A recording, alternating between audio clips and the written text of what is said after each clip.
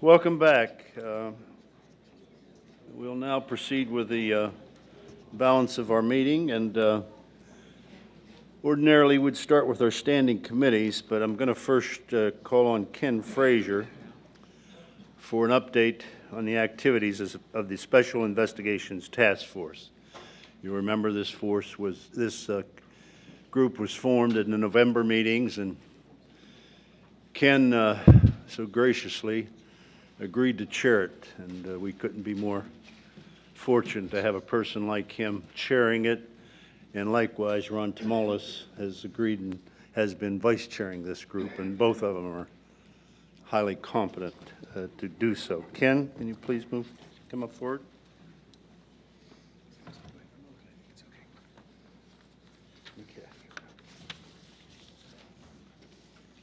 Thank you, Mr. Chairman, and good afternoon. The shocking details contained in the grand jury report that came to light in November 2011 rightfully elicited intense emotions among the Penn State community, the nation, and the world, including rage, disbelief, and overwhelming sadness. The allegations of unspeakable crimes against helpless children are extraordinarily serious and have affected all of us profoundly. It may take years, Mr. Chairman, to fully come to terms with this tragedy.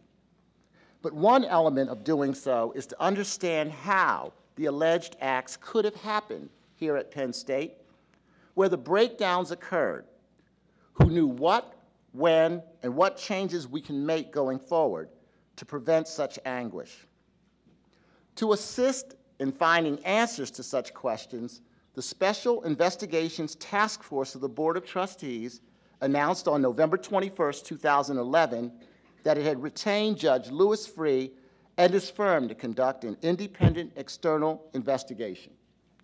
Judge Frear, a former FBI director and federal judge, has unimpeachable credentials and unparalleled experience in law and criminal justice. His mandate is clear. He and his team have been tasked to investigate this matter fully, fairly, and completely. They've been directed to show no favoritism toward any party, including the administration and every member of the Board of Trustees itself. The task force has assured Judge Frear total independence so that this mandate can be fulfilled. Indeed, that assurance was the main condition of Judge Frear's engagement. The investigation is well underway. Judge Frear has assembled an impressive team of former law enforcement officers, lawyers, including former prosecutors with many decades of experience conducting sensitive investigations. They have established an office right here on campus and are fully engaged in reviewing documents, conducting interviews, and pursuing leads. This investigation is being conducted in parallel with, but independent of, several other active investigations by agencies and governmental authorities, and will not interfere with such investigations.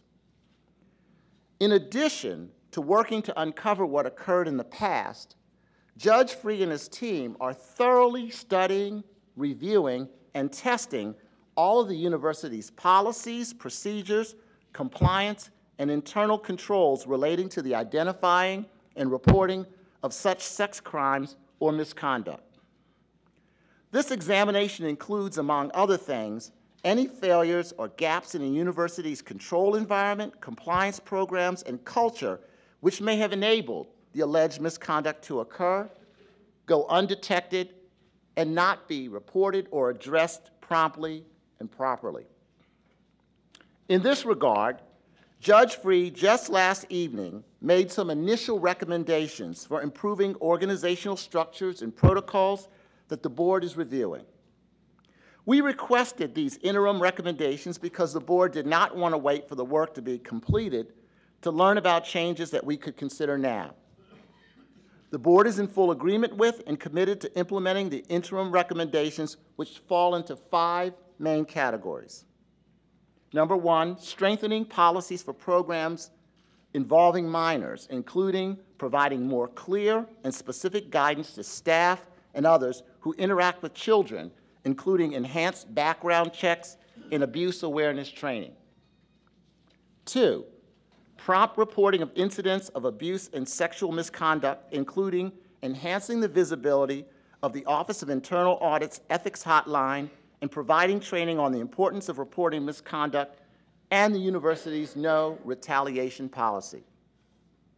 3, compliance with the Clery Act's training and reporting requirements, including updating and providing training to university personnel with Clery Act compliance responsibilities, utilizing outside experts on Clery Act obligations to provide this training, beginning with the athletic department and other campus security authorities.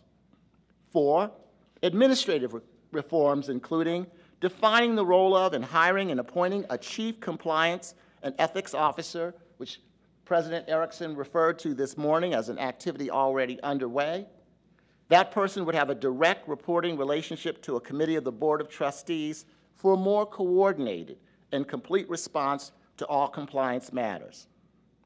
Among other duties, the compliance officer will be responsible for the Department of Education compliance, including the Clery Act. And then finally, athletic department security arrangements, including developing a procedure to ensure that the university immediately retrieves keys, access cards, and all other university property from individuals who are not formally associated with the university or who are no longer formally associated with the university. Further, during discussions with Judge Frear, it became clear that there are some longer-term changes that we as a board must make sooner rather than later. One being a creation of a fulsome compliance program which includes board oversight through a compliance committee. That committee would have oversight responsibility for all regulatory obligations, including the Clery Act, and the Chief Ethics and Compliance Officer would have direct reporting line to that committee. The board is fully committed to undertaking this responsibility. At the conclusion of Judge Frear's work, the full findings and recommendations will be made public. Those findings will address failures that occurred in the reporting process, the cause for those failures, who had knowledge of the allegations of sexual abuse, and how those allegations were handled by the trustees, Penn State administrators, coaches, and other staff. We understand that the answers cannot come quickly enough for all concerned. And I assure you that Judge Frear and his team are moving as expeditiously as possible, but we will not sacrifice thoroughness and completeness for expediency. We have therefore imposed no artificial timetables onto this vital work. While, as I have stated it, it would be desirable to have this investigation completed by the end of the current academic year, I expect it will take a little longer than that, perhaps until the beginning of the next academic year. Timing will be dictated by how long it takes to complete a thorough investigation. I wish there were a faster path to satisfactory answers for everyone. I am confident, however, that the investigation and the legal processes will provide many factual answers. But I also believe that there is a vast difference between answering questions and reaching emotional closure from such a heart-wrenching tragedy. That will undoubtedly take much longer. For now, let me just say on behalf of the Board of Trustees of Penn State University that the victims are at the forefront of our thoughts each day, and that we sincerely hope that our work can contribute to breaking the silence surrounding sexual violence that appears to have allowed evil to prevail in far too many instances in our society. Thank you, Mr. Chairman.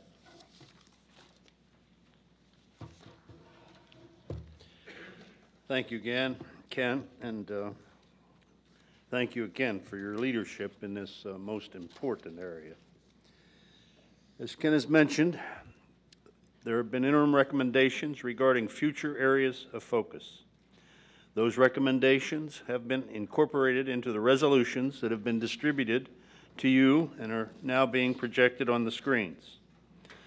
The resolutions reflect the board's recommendations that the university focus its efforts on 5 areas: strengthening university policies for programs involving minors, prompt reporting of incidents of abuse and sexual misconduct, compliance with the Clery Act's training and reporting requirements, administrative reforms, and security at athletic facilities. As Ken has mentioned, we will receive regular updates with respect to the efforts associated with these reviews. May I have a motion for approval? So moved. Second? Any discussion? All those in favor, please indicate by saying aye. Aye. Opposed? The motion carries. Again, Ken, this is the first step that we can't thank you and Ron enough for bringing forward as we move forward to try to deal with this issue. Thank you. We'll now proceed with our agenda, and we will continue by having the reports of the standing committees. I would like to call on Chair Mike DeBerardinis for a report from the Committee on Campus Environment. Thank you, Mr. Chairman. I would like to note that a quorum of the committee is in attendance at this time, and I will not call the roll. There were no actions for the committee to consider. However, the Campus Environment Committee benefited from an engaging and thoughtful discussion led by Vice President Sims and including a representative panel of university constituents.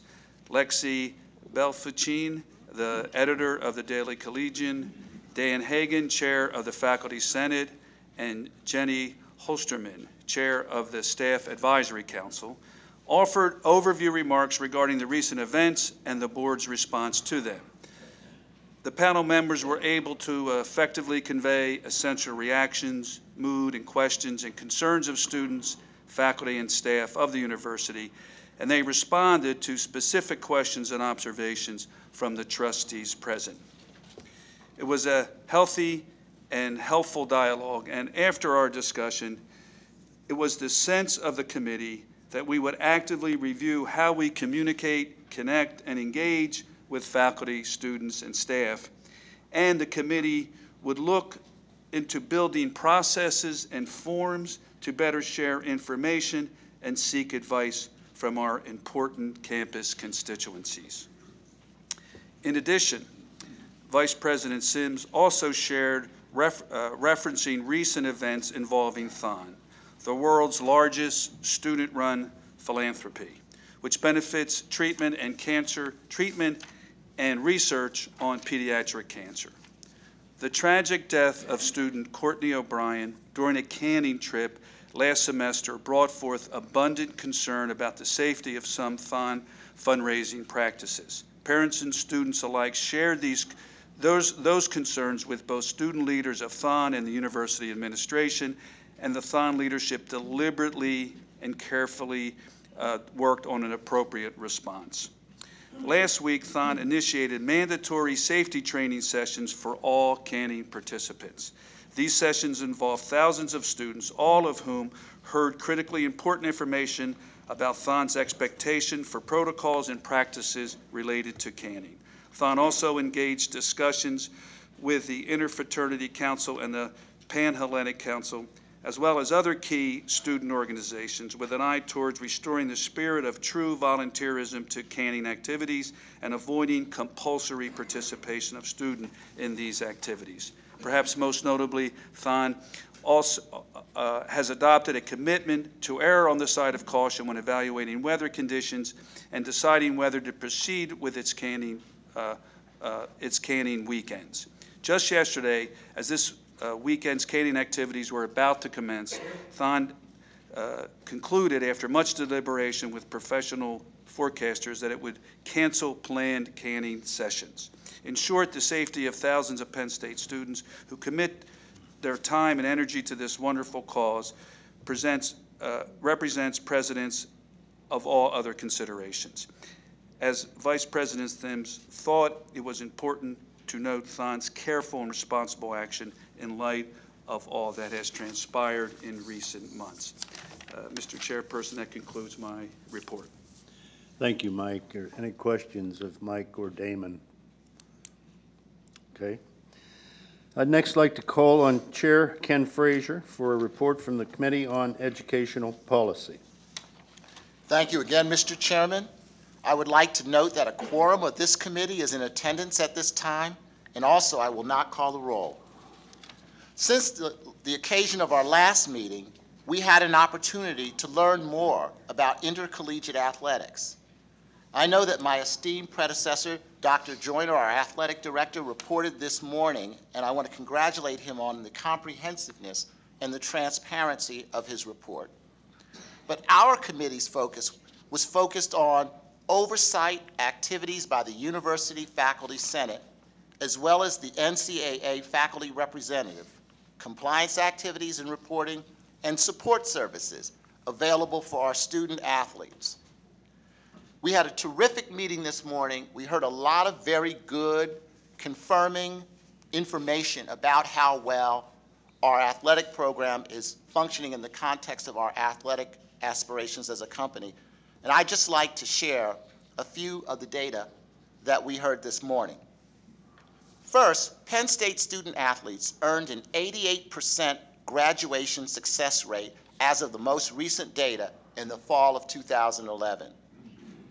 Penn State's African American student athletes earned a graduation success rate of 87%.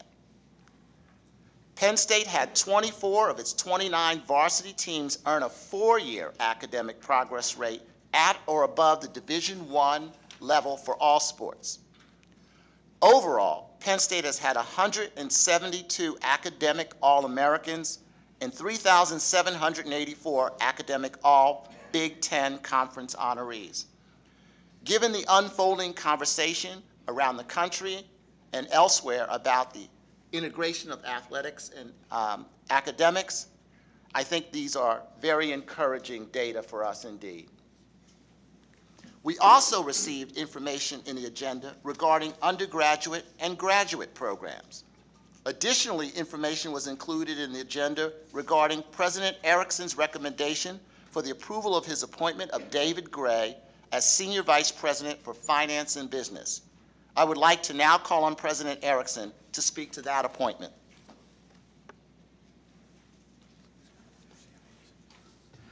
Thank you, Ken. Before I recommend for your approval the appointment of David Gray as Senior Vice President for Finance and Business, I want to extend a warm welcome to David and his wife, Margaret, who are with us here today. Please stand and be recognized.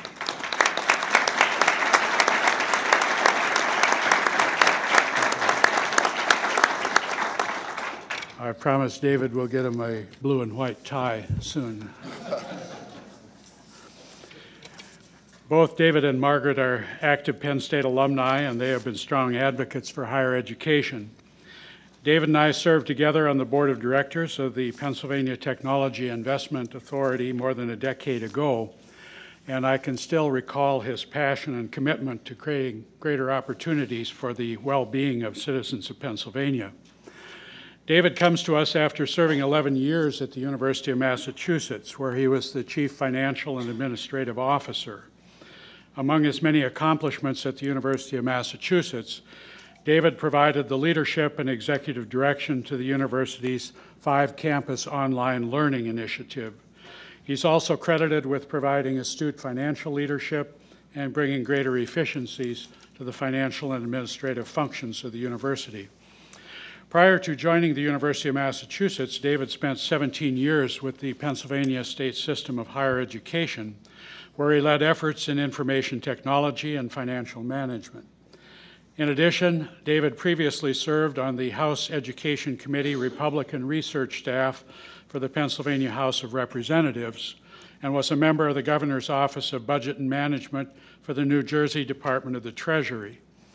David earned his bachelor's degree in political science from Penn State in 1977 and a Master of Public Administration degree from Penn State in 1979. I believe David Gray is exceptionally well qualified to be Penn State's Senior Vice President for Finance and Business, effective February 6, 2012. He brings a breadth of financial and operating experience, as well as information technology experience, and I am confident he will help move our finance and business unit forward through greater efficiencies, effective management of resources, and accountability. I highly recommend his appointment. Thank you. Thank you, President Erickson, for those remarks. David has been with us over the past couple of days, and we look forward to the opportunity to work with him for the future of Penn State. A resolution for approval of this critical administrative appointment was included in the agenda, and I will now entertain a motion from the Committee on Educational Policy for its adoption. So move.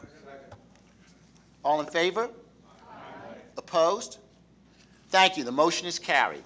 Mr. Chairman, there being no other items to come before this Committee on Educational Policy, we are adjourned. We recommend the adoption of the resolution that you're going to project on the screen. Thank you, Ken.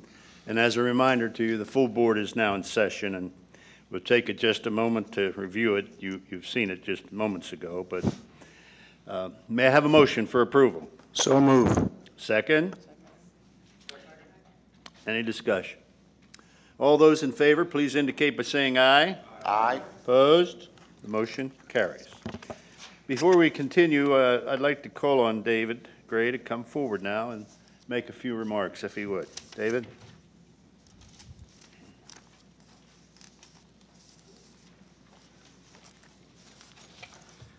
Thank you, Chairman Garvin, President Erickson, and members of the Board of Trustees. I am deeply honored by your appointment of me as Senior Vice President for Finance and Business and Treasurer. We've already met my wife, Margaret. I'm so glad she's here with me. We met here in graduate school, right here at Penn State, and I'm deeply pleased that she's here with me. When the prospect of this position was first presented to me in early September, I was immediately interested. My status as an alumnus, however, took a back seat to the fact that the position itself represented a stellar opportunity to take on a meaningful executive role at a premier public research university. Virtually my entire professional career has been built around exactly that, an abiding belief in the value and mission of public higher education. As a product of that system, I have always been committed to its well-being and its advancement. In particular, the contributions of our land-grant research universities to the economic and social development of our states and nation are incontestable. Though the unique and recent challenges that confront Penn State have been the object of much attention, they are overshadowed, in my mind, by both the legacy and potential of this university. It is that rich history and enormous potential that drew my interest in serving here. I have been privileged to serve in 3 different executive roles over the past 11.5 years at the University of Massachusetts. I will draw heavily upon that experience in confronting the many common challenges and issues facing Penn State and all of our nation's land-grant research universities. At the same time that we must advocate more effectively for state and federal support, we must also demonstrate great stewardship and accountability for the resources that are entrusted to us. At UMass, working with key trustees, I've led an initiative over the past 2 years to improve administrative efficiency and effectiveness. I look forward to joining with my new colleagues at Penn State to drive forward with similar efforts here. Stretching and maximizing our resources must be a hallmark of all that we do. I am impressed by Penn State's efforts in such key initiatives as fostering diversity and inclusion and promoting environmental stewardship. We will continue to commit ourselves to progress on those key fronts. I recognize also that the foundation for our progress must be grounded in trust, honesty, and integrity. Everything that I do in service to Penn State will be undertaken with those fundamental principles in mind. And I will not lose sight of the fact that we are here first and foremost to serve our students and advance our mission of teaching, research, and service. Last, let me say how impressed I am by the caliber and quality of the people serving in leadership roles here at Penn State. It is the caliber and commitment of its leaders that drew me here, and it is they who will move Penn State forward. I look forward with great enthusiasm to joining that team, and thank you again for this opportunity to serve. Thank you, David.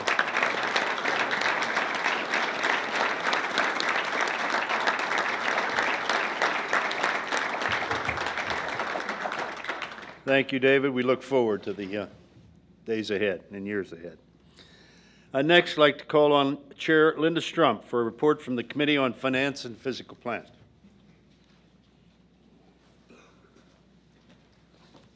Thank you, Mr. Chairman. I will note that a quorum of the committee is in session. Since our last meeting, the committee received a briefing on university data centers and how Penn State will approach the increasing needs we have for increasing security and quantity of data that the university will need in the future. Secondarily, we received a briefing on proposed renovations to Old Main. You'll be hearing more of about that in future meetings. There are several items for information or action by the committee at this time if you turn to your agenda. Agenda item 1 is in regard to the consent agenda, which is shown in Appendix Roman numeral 2. May I please have a motion to approve action items O and P in the consent agenda? Can I have a motion? Second. All in favor? Aye. Opposed? Thank you. Agenda item 2 seeks authorization to engage Deloitte & Touche to perform the audit of the university's accounts for the year ending June 30th, 2012, as recommended by the Audit Committee. May I please have a motion to approve agenda item 2? Second. All in favor? Aye. Opposed? Thank you. Agenda item 3 is a proposal for appointment of an architect for future phases of the Arboretum at University Park. And at this time, I'd like to call on Ford Stryker to present this item. Ford.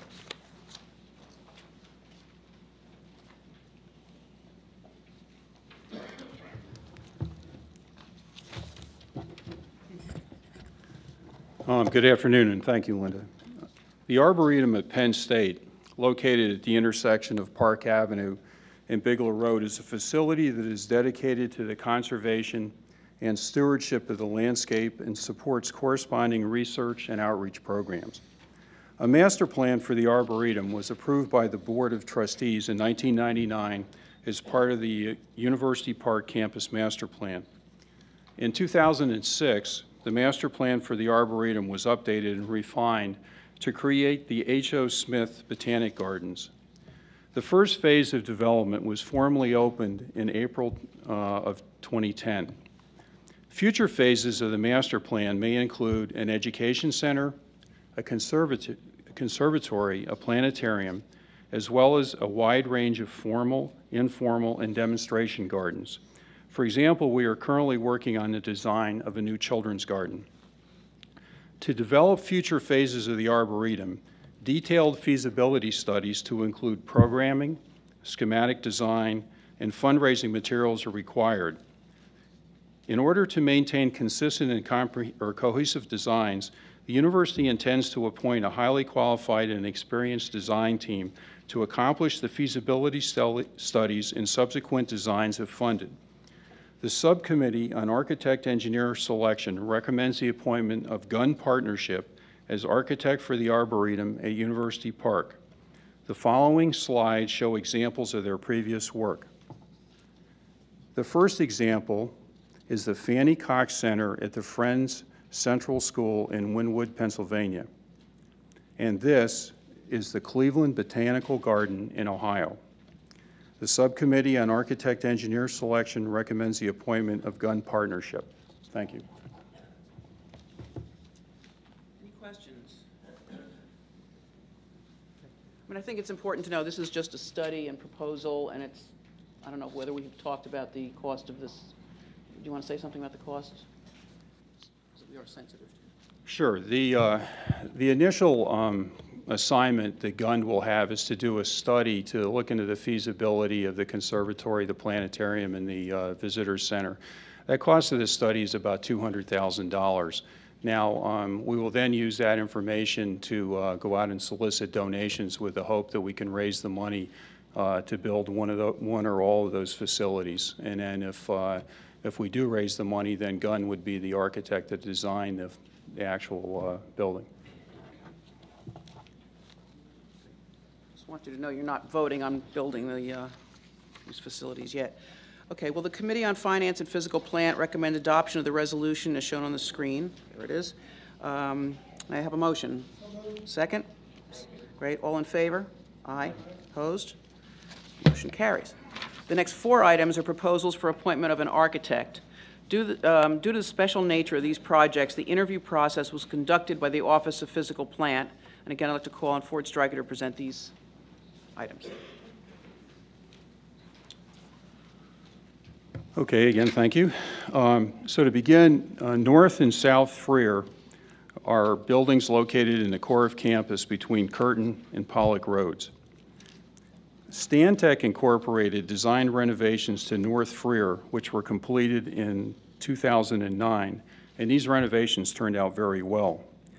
When the South Frear perimeter heat systems and third floor were to be renovated last year, Stantec was engaged to complete the design of these renovations because of their knowledge of the building.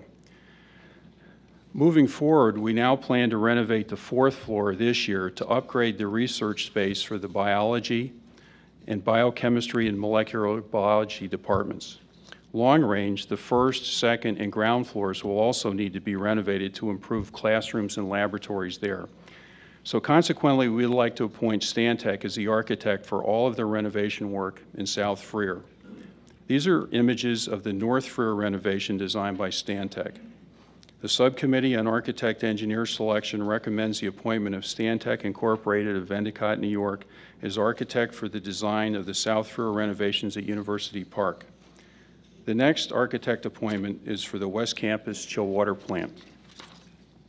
The West Campus Chill Water Plant is located near the Leonard Building, west of Atherton Street. In March of 2011, the Board of Trustees approved final plans for the upgrade to the West Campus Chill Water Plant, which were designed by Treves Engineering Incorporated. This project was for the initial phase of a multi-year program to increase the capacity of the West Plant to supply growing campus cooling loads. Since centralized cooling is much more efficient than cooling buildings individually, existing and new buildings are being added to the central system each year. In order to accommodate the increased load planned for the next few years, the university intends to add a 3,000-ton chiller inside the plant and a 2-cell cooling tower to the roof in the next phase. The remainder of the roof will be available for future installations. This work will not impact the exterior appearance of the building. Treves Engineering has successfully designed work on our north, west, and chemistry chill water plants. In addition, they developed the chill water master plan for the University Park campus. Therefore, the Subcommittee on Architect Engineering Selection recommends the appointment of Treves Engineering Incorporated of Horsham, Pennsylvania, as designer for the West Campus chill water plant at University Park. I'll now move on to the Recreation Hall air conditioning architect appointment. I think most of you know that Rec Hall is located between Atherton Street and Burroughs Road on the University Park campus. There is no air conditioning in the main gymnasium in Rec Hall, and therefore summertime events are very uncomfortable. Further, during the most humid days of the summer, the wood gym floor buckles, which damages the floor. Accordingly, we have decided to air condition the main gymnasium. Altieri Sieber Weiber engineers have extensive experience retrofitting older historic buildings with air conditioning, and they are familiar with Penn State since we have been working closely with them on the renovations of Old Main. Therefore, the Subcommittee on Architect Engineering Selection recommends the appointment of Altieri Sieber Weiber of Norwalk, Connecticut as designer for the Recreation Hall air conditioning project. I'll next move on to discussion of Penn State Brandywine. The main building at Penn State Brandywine is located as indicated on the map. The main building was built in 1970 and is in need of renovation. The west section of the building was renovated in 2010. Now the university intends to renovate the east side of the building. This phase of the project includes upgrades to the building's infrastructure, program changes, improved energy efficiency, and accessibility enhancements. SMP architects successfully designed the first phase of the renovations and are familiar with the building systems. This is an example of the first phase of the interior renovations designed by SMP. The Subcommittee on Architect Engineering Selection recommends the appointment of SMP Architects of Philadelphia, Pennsylvania as the architect for the main building renovation at Penn State Brandywine. That concludes my comments. Linda? Questions for Ford on any of these? Yes, Marianne. Yes. I understand that these resolutions or, proposals are for architects, but I'm wondering what kind of directions are we giving to the architects in terms of energy-saving design that's going to help us save bottom line, save energy and help our bottom line? Right. Well, as a policy, all of our buildings are designed to be LEED certified, which, as you know, has an energy component. And within the LEED certifications, we've, in our standards, identified the parts of the LEED program that we feel are most important. And one of the most important aspects of that is energy conservation and indoor air quality. So those are the two areas we ask the architects and designers and engineers to focus on to make sure that buildings are as energy efficient as possible. One other question. In the schematic that was projected for South Frear, when I looked at North Frear, it looked like it had a green roof, the one that they had already renovated. Is that? No, it No. doesn't, no. They just painted it green. Okay. There's probably some moss on it or something, but no, it's not a green roof. So there are no plans for green roofs in these renovations? The thing about green roofs is you really have to design the building structure so that it can support a green roof. And usually in a renovation, the structure is not adequate to support a green roof. So if it is, we'll certainly would consider that in the, the economics of doing it. Thank you. Can you Governor? approximate the cost of the last two items, that the air conditioning and rec hall and the Brandywine? So the air conditioning and rec hall is about $5.2 million, I believe. The Brandywine project, let me see here, is $8 million. Thank you. Yes, sir. I just want to make sure, are we in the meeting of the whole or just a committee meeting as we speak? Committee. Committee. I'm not on the committee. I'll ask my question at the right time.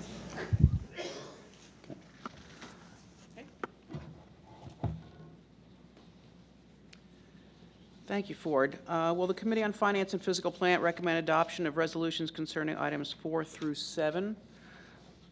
Can I have a motion? Second? Second? Okay, all in favor? Aye. Opposed? Thank you. Motion carries. Now we're getting into exciting stuff. The agenda item 8 is a proposal for final plans and authorization to award contracts for construction of the Pagula Ice Arena at University Park. And again, call on Ford Stryker. Okay, thanks again, Linda. I'm very pleased to present to the board for approval the final plans for the Pagula Ice Arena at University Park. In a recent study, it was determined that Pennsylvania is one of the fastest growing states in the country for interest in hockey, fueled by the recent successes of the National Hockey League's Pittsburgh Penguins, Philadelphia Flyers, and minor league franchises in Hershey, Wilkes-Barre, Scranton, Reading, and Erie. Thanks to the very generous financial support of Terry and Kim Pagula, as well as other donors, we are able to build an ice arena. The new facility will be home to Penn State's NCAA Division I men and women's hockey programs. The arena will also be an invaluable year-round recreational and educational asset for members of the entire university community, as well as for children, youth, and families throughout central Pennsylvania. The new Pagula Ice Arena will be located near the corner of University Drive and Curtin Road in close proximity to the Bryce Jordan Center and the Intramural Building.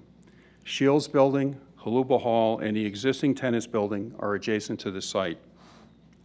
The east parking deck, Eisenhower parking deck, and the large commuter lots are within easy walking distances of the arena. The existing lacrosse field has been relocated across University Drive adjacent to the indoor multi-sport building in conformance with long-range plans for the area. The ice arena will displace 206 existing parking spaces. This is a site plan for the ice arena. There are 3 primary entrances into the building. The most prominent entrance into the arena leads to the concourse level and is close to parking. This second entrance into the arena will serve students on campus as well as patrons who park in the parking deck. The entrance into the community ice rink will be adjacent to a pickup and drop-off area to serve daily training and tournaments. New walkways and landscape improvements will connect all of the building entrances to the existing pedestrian network.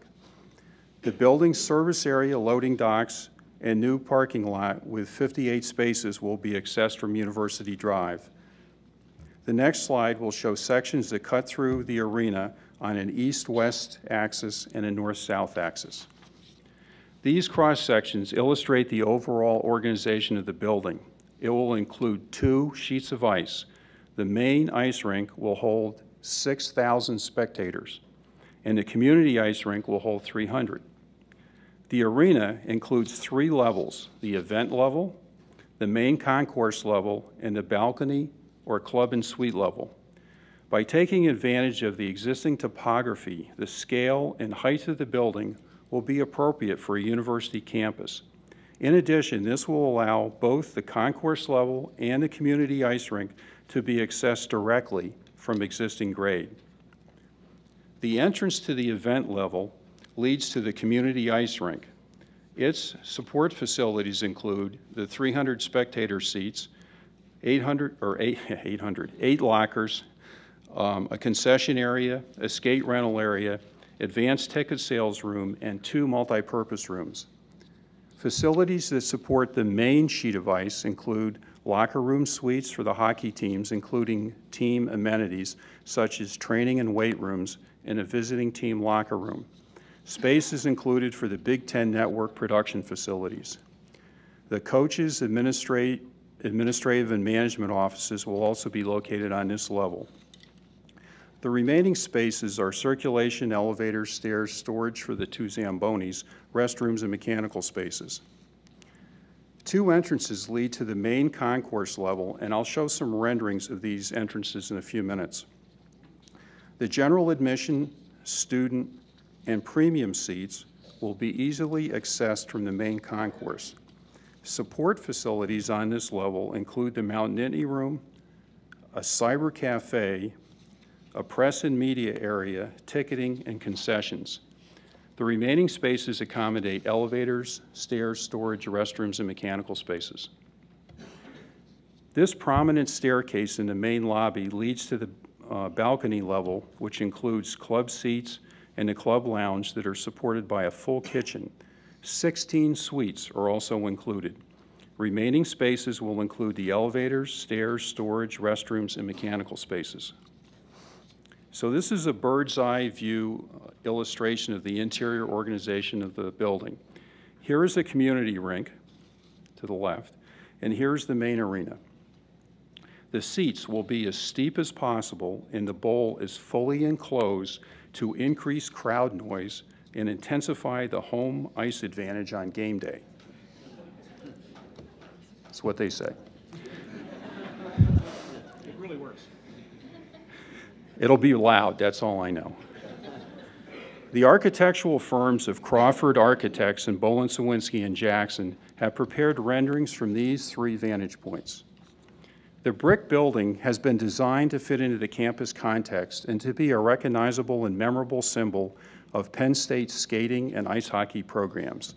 This view from the corner of University Drive and Curtin Road highlights the building's signature roof design and most prominent front facade. The main entrance to the concourse, seating bowl, suites, and clubs is here. In the 2-story main lobby, this bold interior wall creates a portal to the main concourse and to the seating bowl beyond. This staircase leads to the suites and club seats in the balcony level. The patterns in the white terrazzo floor are reminiscent of skate marks on ice. As patrons proceed further into the arena, they get dramatic views of the entire seating bowl, ice rink, main concourse, and balcony level. This is a northwest entrance as seen when approaching from campus. As fans enter this lobby, they have the unique opportunity to be able to see both sheets of ice. The full arena is directly in front of the entrance. And as you proceed this way, visitors can also see the community rink below through this glass wall. This view approaching from the south on University Drive again shows the signature front elevation as well as the entrance to the community ice rink. This is a rendering of the lobby for the community ice rink, which is expected to be in operation 20 hours a day, 7 days a week. On game nights, activities inside can be seen from the outside. You can see here the main lobby, the Mount Nittany Room, and the club lounge. The total project budget is $89 million, and the completion will be in September of 2013, which is in time for practice to begin for the 2013-14 hockey season. The building will be LEED certified. We recommend approval of the final plans and authorization to award contracts for the Pagula Ice Arena at University Park. Just a question, Ford.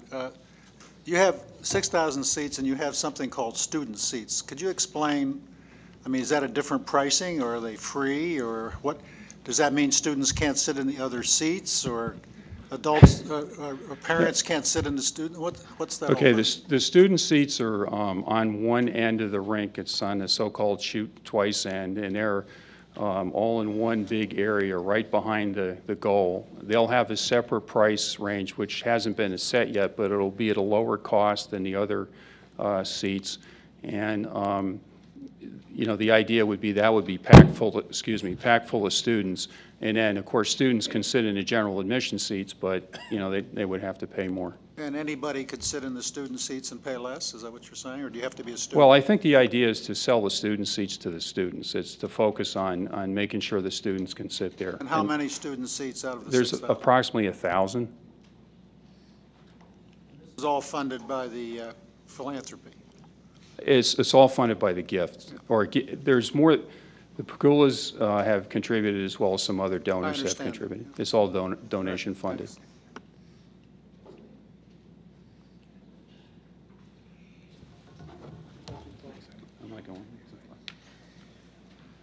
So can I have a motion to approve Agenda Item 8? Second? All in favor? Aye. Opposed? Okay, thank you.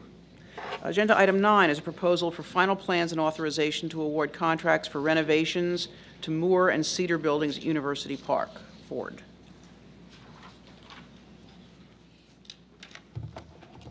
Okay, thank you. The Moore and Cedar buildings are located between Park Avenue and Curtin Road, adjacent to Allen Road and to this building. The Moore building is home of Penn State's highly ranked psychology department, and the Department of Educational Psychology, Counseling, and Special Education is located in the Cedar building. The Moore building was in need of renovation, and the psychology department was spread out across campus with neither sufficient nor adequate space. As a result, it was decided to renovate and add an addition to Moore building in order to address psychology space needs. The work could best be accomplished through a two-phase project, which would first build the addition and then renovate the existing building after the occupants from the existing building were moved into the addition. Cedar building, which was built in 1971, is also in need of renewal to address worn out and inadequate mechanical and electrical systems, improve energy efficiency, and improve accessibility. Since Cedar is physically connected to Moore, renovating both together will minimize disruption, maintain a consistent appearance, and reduce cost.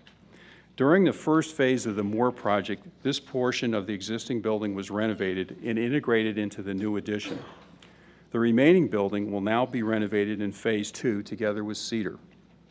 New sidewalks and landscaping will lead to enhanced and more welcoming entrances on both the north and south sides of the building. Interior finish renovations are comprised of new paint, carpet, and ceiling tiles throughout the 6 floors of Moore building and the 3 floors of Cedar building. Minor adjustments to the restroom layouts will provide improved ADA accessibility, and some minor office reconfigurations will make the layout more functional for the building's occupants. The architectural firm of Kling Stubbins has prepared renderings of the Moore Cedar renovations from these vantage points. This view from the north shows the Moore addition to the right and the Cedar building to the left. Building entrances are here. A new mechanical penthouse on the connector is illustrated here. This view shows the south side of Moore building. The building materials will be the existing brick, new brick on the penthouses, new aluminum windows, and metal panels to match the Moore addition. This is a view of the enhanced south entrance with Cedar to the right and more on the left. And again, here's the mechanical penthouse as viewed from this side. The total Moore Building renovation project budget is $21.9 million, and completion will be in the summer of 2013. The total CEDAR renovation project budget is $9.5 million and will be completed the end of this year. Both projects will be LEED certified. We recommend approval of the final plans and authorization to award contracts for Moore and CEDAR building renovations at University Park. Questions? Yes, Linda, could you remind me the sources of finance for the construction project proposed? So Moore Building, there's about $18.9 million of state capital funds in that. And then the balance of the funding, which is around $3 million, is a combination of money from borrowing and philanthropy. The CEDAR building is funded with $7.1 million of state capital funds, and the balance of the funding there comes from various operating budgets. And that state funding is committed? Yes. It's been authorized by the legislature and released by the state. Thank you.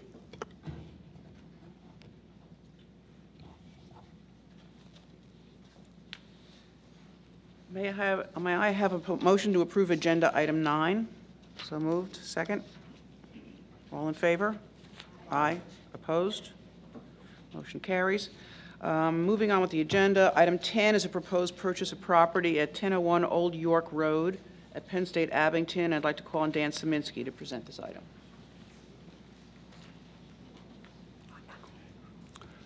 Thank you, Linda. Good afternoon. The university has the opportunity to acquire property from the Harbison York Road Limited Partnership located at 1001 Old York Road in Montgomery County. This aerial of the Abington area shows university property bounded in yellow. The Harbison property is located along Old York Road across from Canterbury Road in Abington Township. It is about 1 mile from the North Campus parking lot. The acquisition provides the University of Penn State Abington with much-needed parking as well as added facilities for campus use. The 2.76-acre property, which includes a one-story, 20,000 square foot commercial building and parking improvements, has been offered to the university for $2,985,000. The acquisition is contingent upon the property being in acceptable condition as determined by campus representatives and the Office of Physical Plant. We recommend approval of the purchase of the property at 1001 Old York Road, Abington Township in Montgomery County. Thank you.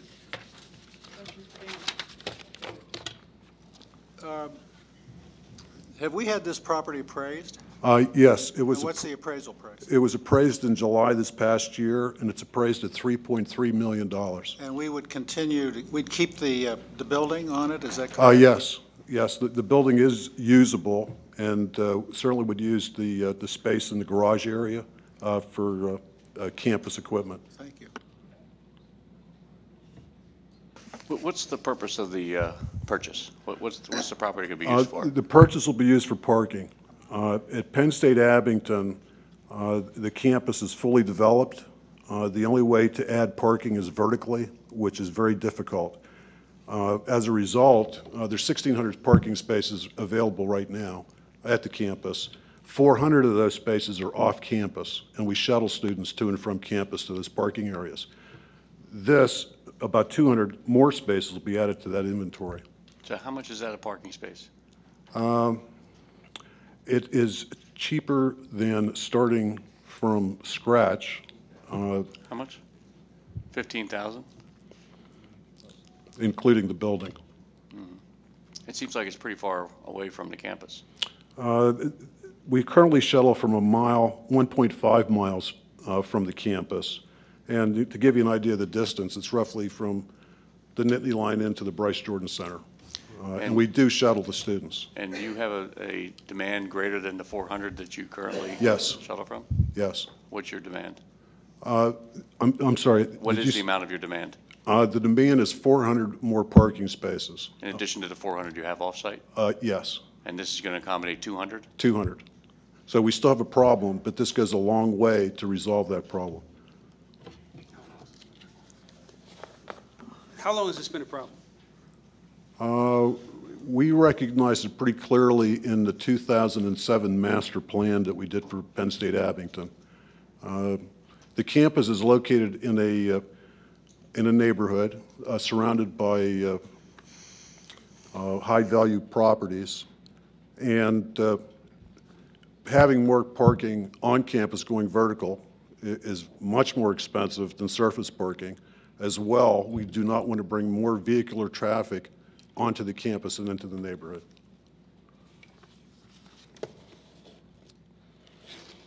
What is the enrollment at Abington? Abington's enrollment is 3,400. It is the fourth largest non-university park undergraduate campus. It's a relatively large enrollment. And most of them are day students? Yes, it's a commuter campus.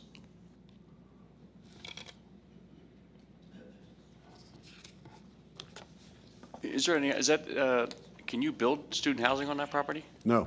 It's not zoned? Oh, no, the property is fully developed. We have no more impervious surface. No, I was talking about the property, you're talking about purchasing. Long term, that might be a possibility, but for now, it's for parking. And there's no additional improvements necessary for the 200 parking spaces? No. Very possibly restriping the lot.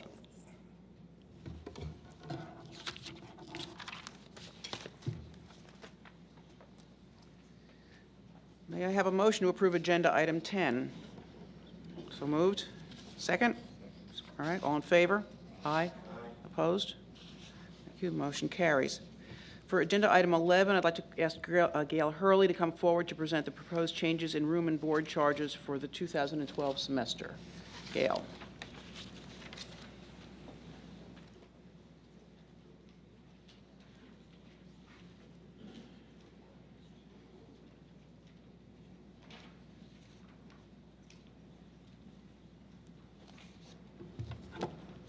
Thank you and good afternoon, everyone.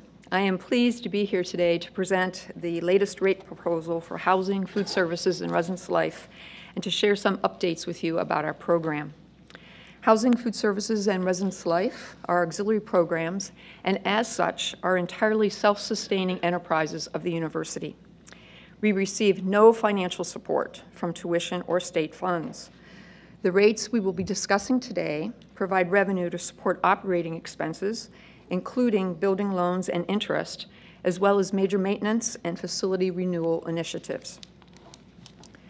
I will begin by sharing some comparison data relative to our current pricing.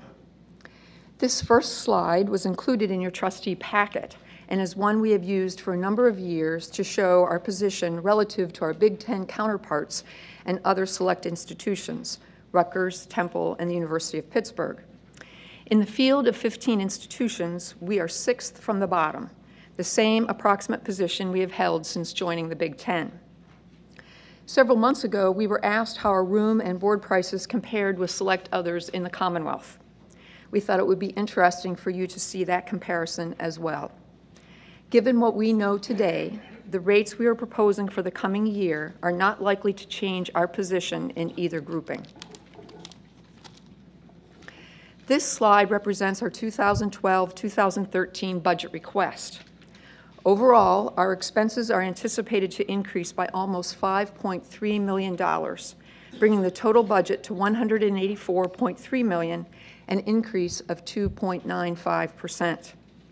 I would like to turn your attention to several items in the chart. First is food cost.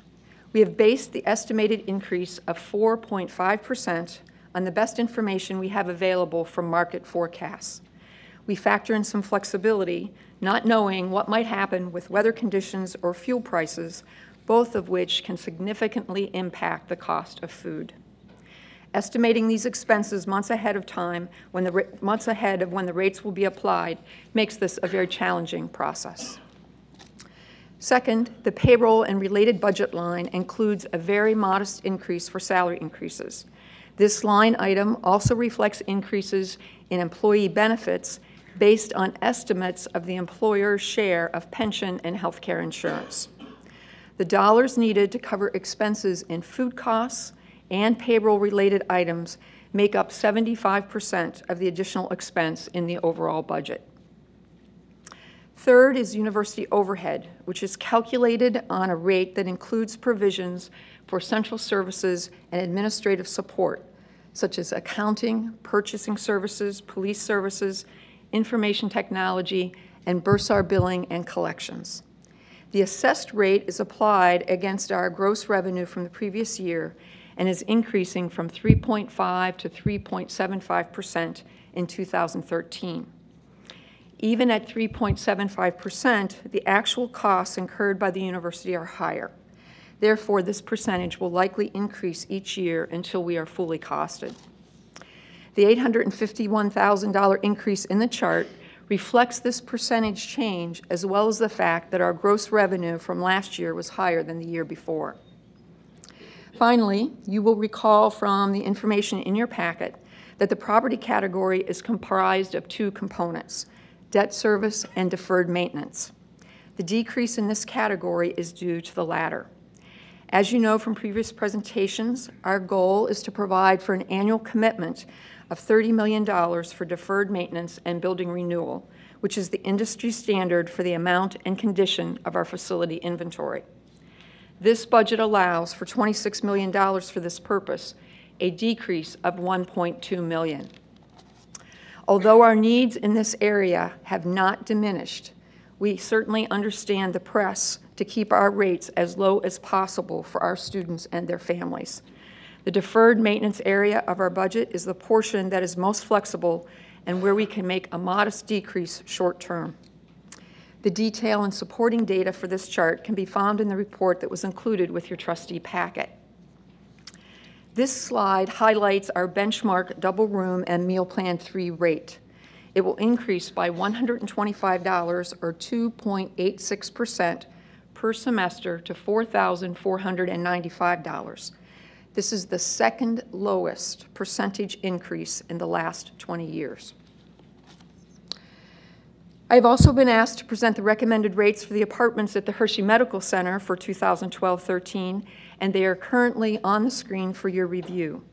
These proposed rates cover all anticipated cost increases and are competitive with housing rates in the local community. Returning to our rate request, I would like to offer a few examples and updates related to cost controls, budget priorities, and future planning. In an earlier presentation, I told you that one priority for our deferred maintenance funds was to replace our aging elevators. Although safe, their parts were becoming more difficult to find, and they were not as efficient as they could be. We have been able to replace 26 elevators so far at a cost of $5.2 million. There are 37 left to do at an estimated cost of $8.4 million. Providing adequate electrical service to meet the increased needs of our students and replacing outdated electrical systems are of critical importance to our operation. Over the last 3 years, we have spent $3.5 million in upgrading or replacing electrical switchgear and operating systems and need to allocate an additional $7.6 million to complete this effort. New initiatives are also funded from our reserve.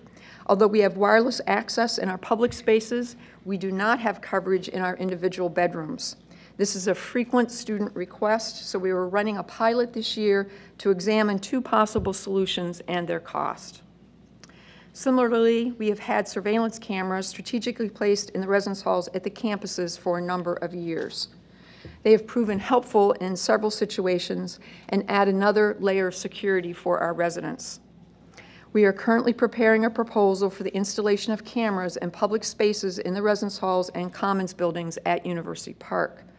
This multi-year project is estimated to cost over $1.5 million and will begin sometime this spring.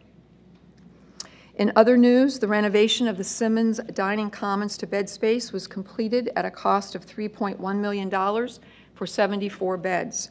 As with the McGowan conversion, students have expressed tremendous satisfaction with the results. In August, we also completed the Pollock dining remodel for $11.1 million. Of that amount, approximately $2.6 million was needed to install sprinklers on both floors, upgrade the electrical system, and replace the roof. $700,000 was used for new windows on the second floor, which not only improved the aesthetics, but more importantly, provides for greater energy efficiency. Since Pollock's remodel, our counts have increased dramatically. Although some of this represents new business and the closing of Simmons Dining, we know the majority of it is a change in our diners' behavior. Customers are frequenting our dining space in East Halls less often. This is an area that has not yet been refurbished, but is in our plan for 2015, assuming revenue is stable and other priorities do not emerge. Now I'd like to spend a few minutes talking with you about some food cost control initiatives that are yielding positive results. Typically, we deliver warehouse and bakery products from University Park to the campuses, and the trucks come back empty. With this new initiative, we look at what needed products are manufactured or warehoused in the same general area of our campus deliveries, and then make arrangements for that product to be brought back to University Park on the return trip. The major advantage of backhauling is that our cost of goods is reduced because we do not need to pay the manufacturer or another carrier for shipping costs. Currently, we are backhauling from 10 manufacturers. On this slide, you can see some examples of the savings backhauling has accrued for us so far.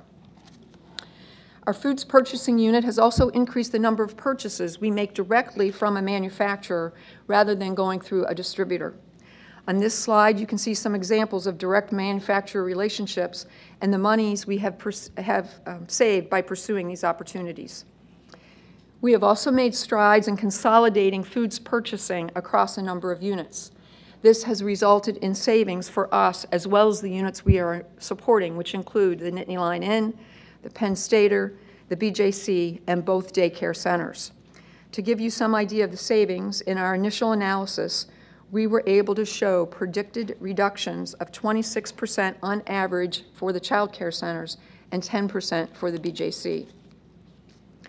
In addition, the foods purchasing staff monitor food cost trends and are working more closely with our warehouse personnel to buy and store products which are likely to escalate dramatically in price over the course of the year. On this slide, you can see the tremendous increase in cost for peanuts from March to September. We use approximately 20,000 pounds of peanut butter in any given year. Knowing that the cost of peanut butter would rise significantly, we made plans to purchase more and store it so as to avoid the increase and still have it available for our diners. This averted a pending 38% increase in cost. Last year, I mentioned our product testing program where we use product specifications and taste testing to review various food items to see if we can maintain quality and taste but reduce cost. On this slide, you see some examples of products where we switched suppliers through a bid process and were able to save money without sacrificing quality. Annual savings are in the $315,000 range. This coming spring and through the summer, we will be remodeling the dining commons in Altoona. We had originally planned to do this last year, but put it on hold due to the budgetary situation. The cost for the project is expected to be approximately $6 million in renovation and new construction, not including food service equipment and furniture. The project will be funded from our facility renewal reserve and not from borrowed dollars. At a future meeting, we hope to obtain your approval to renovate South Halls. This area was constructed in 1957 and is home to over 1,000 residents. These halls are in dire need of updating, particularly when it comes to bathrooms, windows, heating, cooling, and plumbing. Students and staff are very much looking forward to this project. Before I close, I would like to share a short video with you that showcases our warehouse operation and the dedicated staff who make it all work.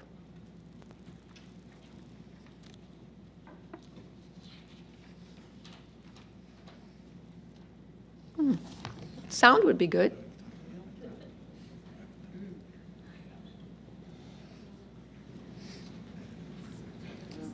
Maybe not. Okay, well, I will conclude by saying if you heard Bob and Clay in the video, they would be saying to you that one of the primary purposes of the warehouse operation is to be sure that we are saving, we're being good students of our room and board dollars. And I would say that's everyone's mission in housing, food services, and residence life, to be responsible stewards of those dollars. We strive to provide reasonably priced, high-quality housing and dining options that enhance a student's overall experience. I trust that the information I have shared with you today gives you some additional insights into our operation and the care we take in supporting our students. That concludes my presentation, and I'm really sorry about the video. Thank you for your attention and ongoing support. Questions, Gail? Or do you want Gail here? Yeah, first of all, Gail, thank you very much on behalf of the board. We noticed that the requested increase went down from our November meeting when we deferred this, so we're happy about that, and all the cost savings and attention to costs for our students. We're very appreciative of that. And questions, yes? Well, that was going to be my question, but I think it would be good for the group to hear the amount that was saved. I think we went from almost 5% down to about 2.9, and I think those are some significant dollars. And could you tell us how you achieved that and what those dollars were? Sure, I appreciate that opportunity. In November, our plan was to come forward with a 4.81% increase. Most of that additional money, in terms of the increase you see today in those expenses, the biggest difference is we were looking not only at maintaining our level of deferred maintenance, but increasing the pool of money there. It would have been a little over $28 million. So when Dr. Erickson came back after the board meeting in November, he asked to meet with me and some members of my staff, really wanted to get that rate lower. And we spent a considerable amount of time working with him, helping him understand what the expenses were. And after much deliberation, we came down to this 2.86% increase. And most of that, well, all of that money will be taken out of our deferred maintenance.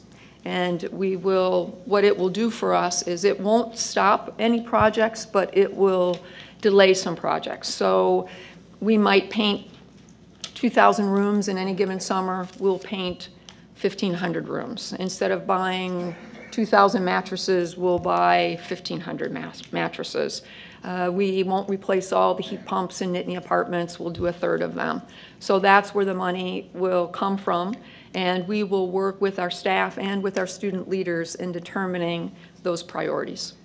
Did that answer your question? Yeah, you didn't give me an exact dollar amount, but that was fine. We don't need to get into any deeper. I just think that I plan on supporting the motion, but I think we need to, as we move forward, Dr. Erickson, be as careful as we can as we talk about increasing the cost of education. I know this isn't education, this is housing, and I know we're competitive, but in today's economic times, I think we need to continue to be good stewards of our funds. And so I commend you on the cutting that increase in half, which was great.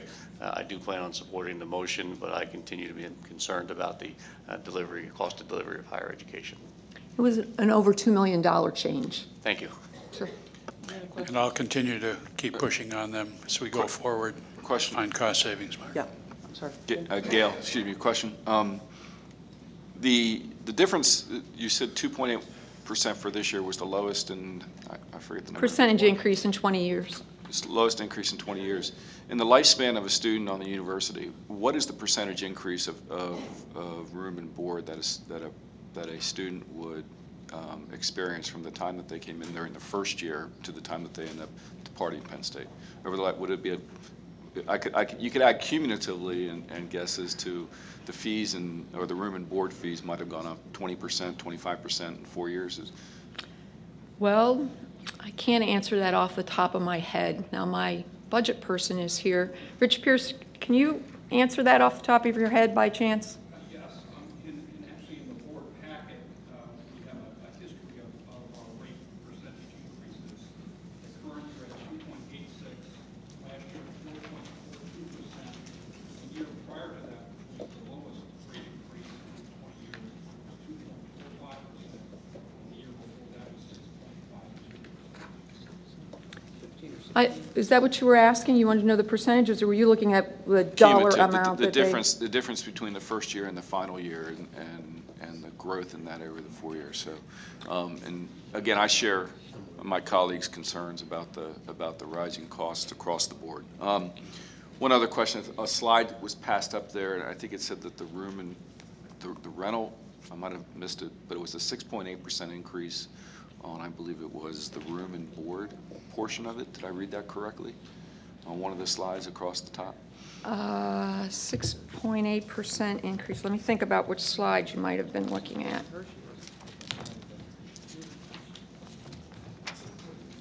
Was it just for the cost of the housing? I'm not sure. Or?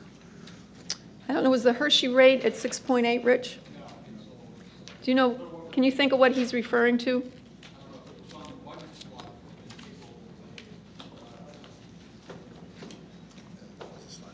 I'm not, okay. I'm sorry, I'm not sure, you know, I have a lot of percentages here, and I'm not sure which one you might have been referring to. Okay. I apologize. There was a 6-point-something increase in salaries, Gabe. I don't know if that's what he Oh, meant. in salary and payroll related, it wasn't a 6% increase in salaries, but in that budget category, which includes salaries and fringes, it's about a 6.8% increase. All right. Okay. I don't know if that was what you were referring to or not, but. Thank you. Jim Burr. Gail, that was a very thorough report. Thank you.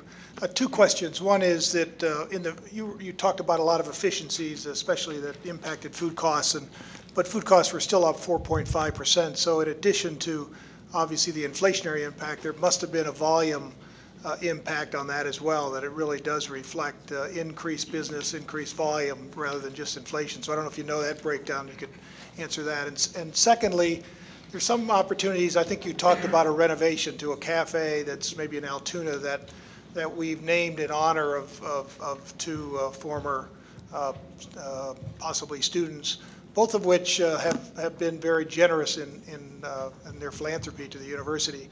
When we identify a renovation opportunity where there are possibly private philanthropy opportunities, do you ever work with Rod Kirsch to see, before we consider putting that in the budget, that would we possibly want to ask them for a gift to support that expense, since it's in their name, and they would certainly want that to be upgraded, if at all possible?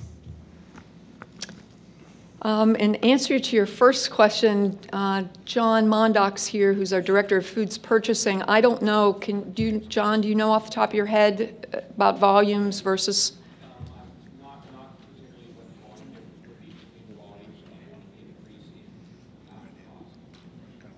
We can figure that out and get back to you on that. It's just not something that we have readily available. Yeah, it's just that your efficiencies are pretty significant based on Yes. those slides, and food costs shouldn't be going up that much. So there's got to be, I mean, just as if it was an inflationary one, we should be looking at lower than 4.5. So I'm sure that what's there is some nice volume increases with additional students, and because we've increased the quality of of our food service program, so I'm sure we're getting a lot more business, and that's where most of that is which we can't. Right. You're right. We've increased the quality. We've also increased the number of venues, and so many more people are taking advantage of those opportunities well, including our faculty and staff and visitors. In terms of your second question, as an auxiliary budget, we typically don't go out and look for gift dollars in that regard. Oftentimes when development identifies those opportunities, as they did with the Port Sky Cafe, they come talk with us. But because we're an auxiliary and have the opportunity to, and are responsible for generating our own revenue, and other parts of the university don't have that ability in the same kind of way, typically gift dollars haven't been designated in our direction. But I'm sure that Rod will work with us if we identify some folks, or he does. I would just add, Jim, that philanthropic dollars for renovations are pretty few and far between, but I'd be happy to take money for any of these. I was wondering, because the Sheets Center is obviously a new building there, and we did get some generous gifts to support that, and I thought they named something for Port Sky in that particular building, which would be a new venue. So I was thinking that maybe we even already had received some dollars to support that, but possibly we're talking about another location. Joel? Thanks. And these questions about doing everything we can to keep costs under control certainly reflect all of our desire to keep the price of education as low as possible. But I think the other side of the coin is those of us in business know there are mandated cost increases, things we have no control over, such as health insurance and others that just keep forcing up some of these costs. And the other side of it is when you look at our comparison with other colleges and universities, we're much lower on that scale than most, and so we've done a great job in the past. So our base is really frugal to begin with, and so we started from a frugal place and still did a great job in keeping the increase modest. So I think that's the other side of the story that should be told here. Thank you. I appreciate that. I would also say that our students have some needs and desires, too, that they would like to see us pursue, such as the wireless, and we need to keep that in the mix because we do require at University Park our first-year students to live with us, but our upper-class students obviously have a choice. And our whole budget program is based on having every space full for as much of the year as we can. That also helps us keep our rates low, and we've been very successful with that, as you can see from the occupancy chart that was in your trustee packet. Thank you. Thank you, Gail. The resolution in your agenda proposes room and board rates as reflected in Schedules 1 through 4. May I have a motion to approve these proposed rates for the 2012 fall semester? So moved. Second? Second. All in favor? Aye. Opposed? Motion is approved. Due to time constraints, we are going to defer Ford's construction projects. So those of you who are really interested can go and see Ford and see his slides anytime you'd like. Sorry, Ford, we are running late. There being no other items to come before the Committee on Finance and Physical Plant, we are adjourned, Mr. Chairman, and the committee recommends the adoption of the 12 items projected on the screens. Thank you.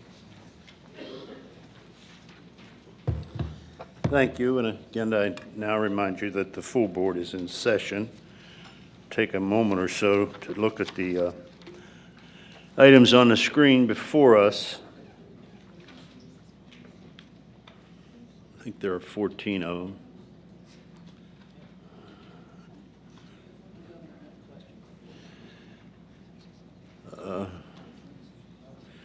Could I have a motion for approval? Moved. Second. Any discussion? Governor?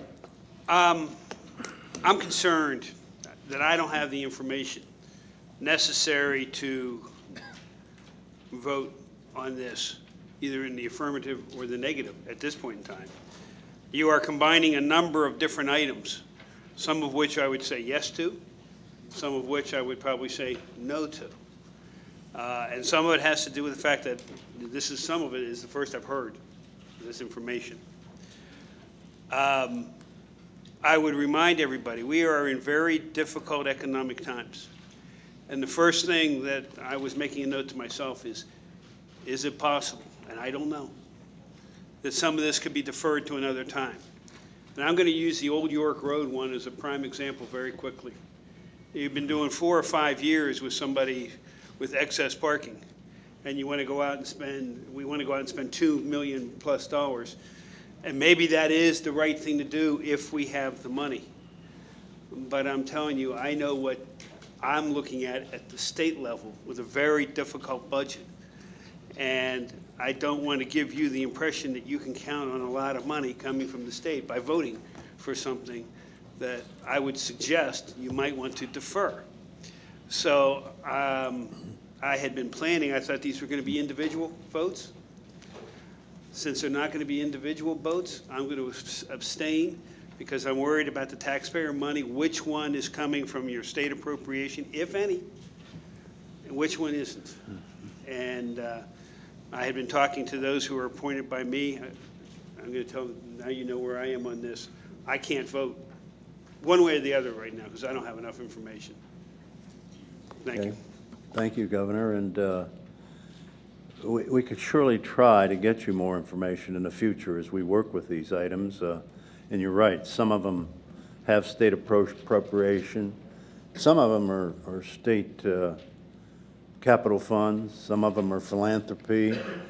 Some of them are self-supporting enterprises. It's a mix.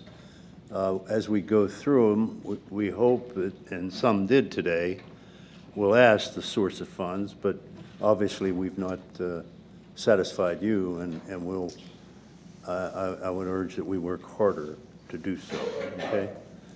Keith?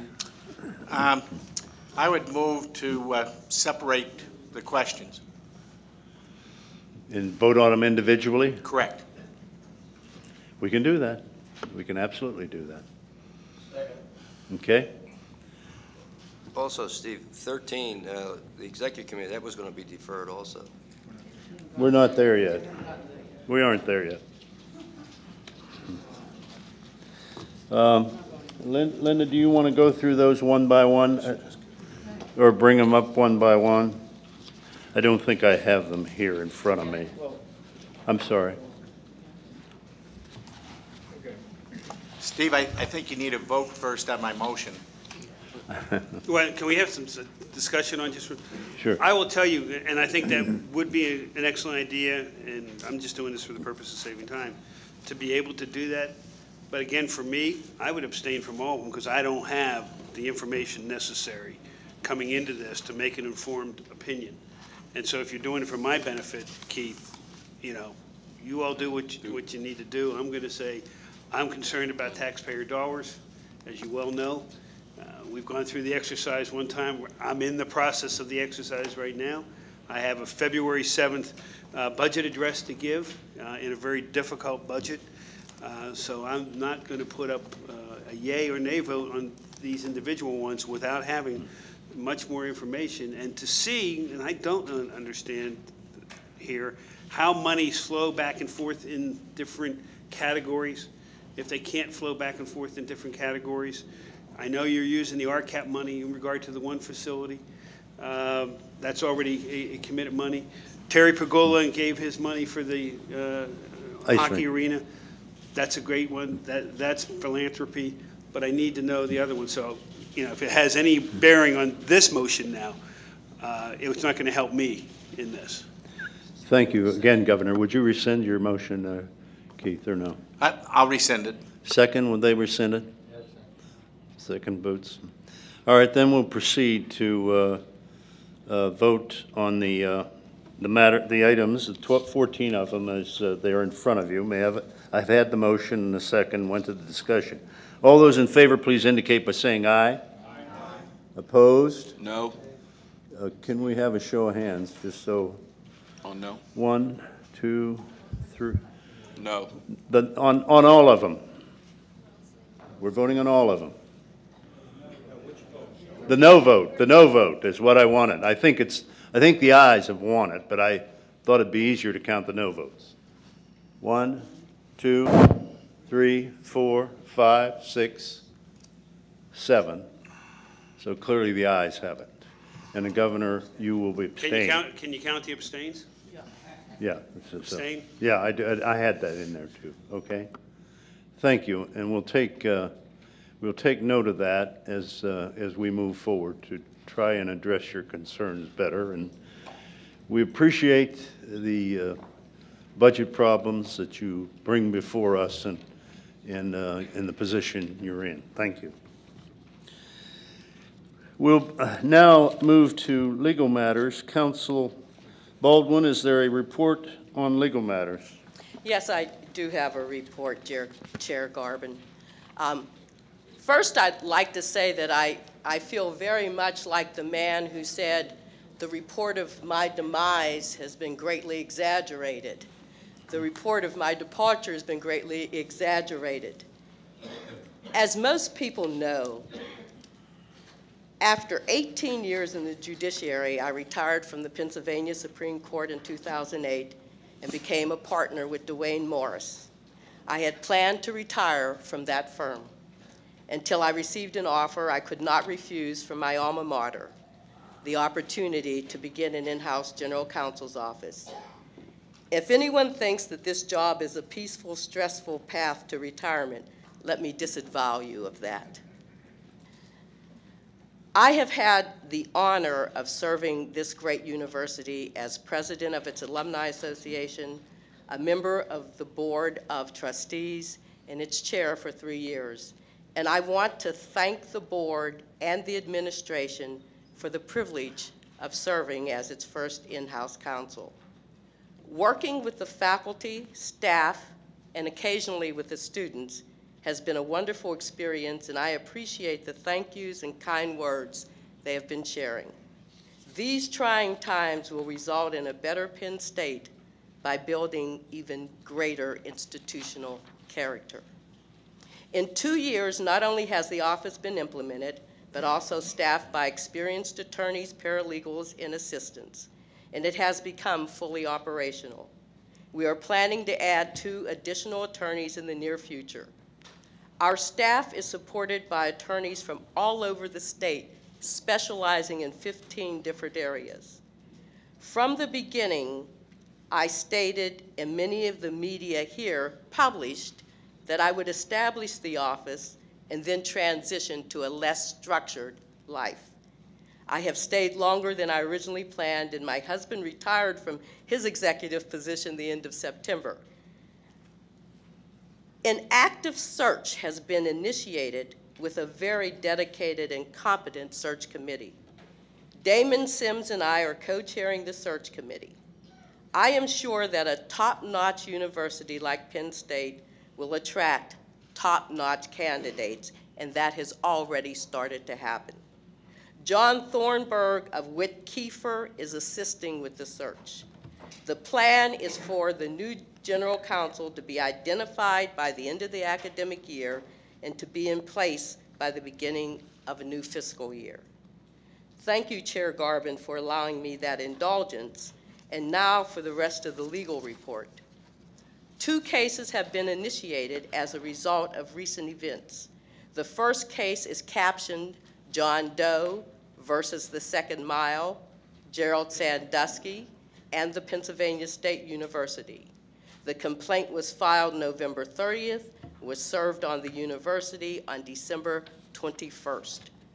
The second case is captioned C. Miller versus the Second Mile, Gerald Sandusky, and the Pennsylvania State University. The writ of summons was filed on December 22nd and served on January 3rd. A complaint has not yet been filed. We have also received several notices for preservation holds, which are already in place. Thank you. Thank you, Cynthia. I know you've been imposed upon to come into that job, and I just wanted you to know we appreciate that very much. And we look forward to honoring you someday in the future here. The January meeting of this board is also our annual meeting, so we have a few housekeeping items that we do have to get done. First, the board needs to authorize the president of the university to confer degrees at the end of the 2012 spring semester, summer session, and fall semester. May I have a motion for approval? Moved. Second. Any discussion? All those in favor, please indicate by saying aye. Aye. Opposed? Motion carries. Item 8, will the Board of Trustees approve Thursday, May 3rd, 2012, as the date for the delegate election of agriculture trustees and for counting the ballots in the alumni election, and approve Friday, May 4th, 2012, as the date for the election of business and industry trustees? May I have a motion for approval? Second? Any discussion? All those in favor, please indicate by saying aye. Opposed? The motion carries. The proposed meeting dates for the year 2013 are shown in the agenda. May I motion to approve the proposed meeting dates as presented? Moved. Second? Second. Any discussion? All those in favor, please indicate by saying aye. Opposed? The motion carries. Now, this is a special award and a special item. The Distinguished Alumni Award Screening Committee met yesterday and recommends the following 7 individuals be considered by the Board of Trustees for the 2012 Distinguished Alumni Award. We have to do this by written ballot, but I'll read the names here as they're passing out the ballots. Norman Barton, Harold Cheatham, Peter Coccicillo, Earl Harbaugh, Joan Dawson McConnon, Robert Metzger, and Thomas Ridge. The written ballots you have before you, you select them and distribute it to you. Select the persons, and they'll receive their Distinguished Alumni Award in June of this year. I'll wait for the ballots to be collected and returned. Did I get one? Yeah, sorry. That's it. It'll work.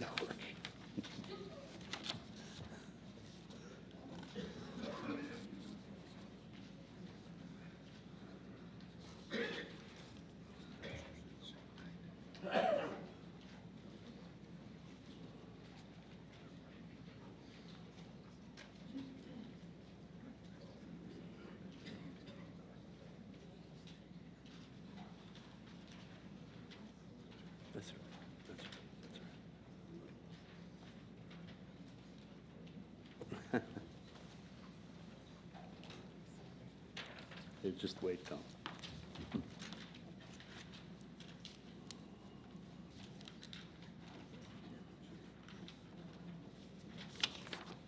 Thanks.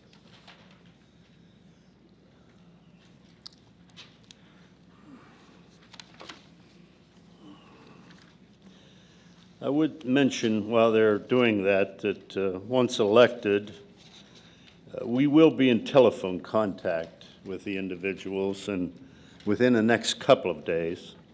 And for those of you who may know them personally and want to congratulate them, I'd ask your indulgence until like Monday so that they can receive their official notification.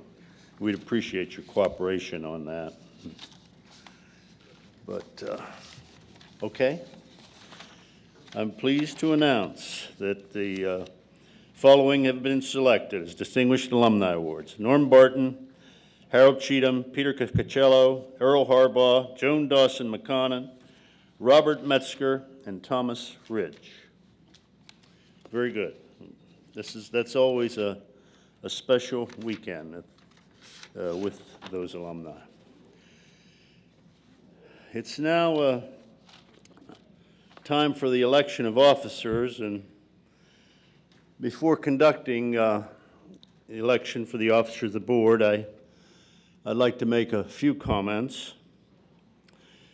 I have just completed, as you know, my 2 years as chairman of the board, and I will not run for a third term. Many of you know I've spent my career at the university, and to cap it off as chairman was a realization beyond my wildest dreams. Some of you know I am a son of a coal miner, and I was educated by a football scholarship. Graduation from college was a huge accomplishment in my family.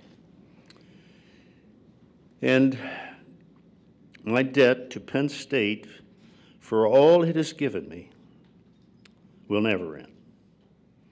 These have been difficult days at Penn State. A lot has been written, and I'm sure more will be. During these days, I have some regrets, but one I don't have is that this board has been together, never forgetting their responsibilities, and acted decisively and unanimously. I'm proud to be a member of this board. There was never any doubt that this board will make the right decision, keeping in mind the long-term interests of the students, faculty, all employees, and the university itself. I want to take this time to also say how much I truly appreciate John Surma, who has served as vice chair and took over leadership during this difficult time. John, I don't need to say, is an extremely busy CEO. I needn't say this either. He's bright, decisive, compassionate, and was the right person to lead us through this. I will always feel indebted to him, as should this university. Thank you. John, do you want to say a few words? I do. Thank you, Mr. Chairman. I'll just do it from my seat. Thank you for your gracious comments, Steve. As the trustees are aware, I've concluded that my business commitments, which is quite extensive these days, are such that I couldn't also continue to fulfill a board leadership role at the level of intensity that we've been experiencing recently and are likely to have in the future. It became clear that at some point I was going to need to make a choice, and I thought it was better and more fair to the board to make that choice now. So I also will not be seeking re-election to a board leadership role. I look forward to remaining a trustee and working with whoever the new leadership is in whatever capacity they may so desire. Thank you very much. Thank you, John Surma, for leading us through this terrible, terrible time. Thank you. Thank you, Trustee Riley. Thank you. Anything else? We'll now proceed with the election of officers. Yes, I'm sorry, Stephanie. I would like to, Mark. I think we should all give Steve a round of applause for his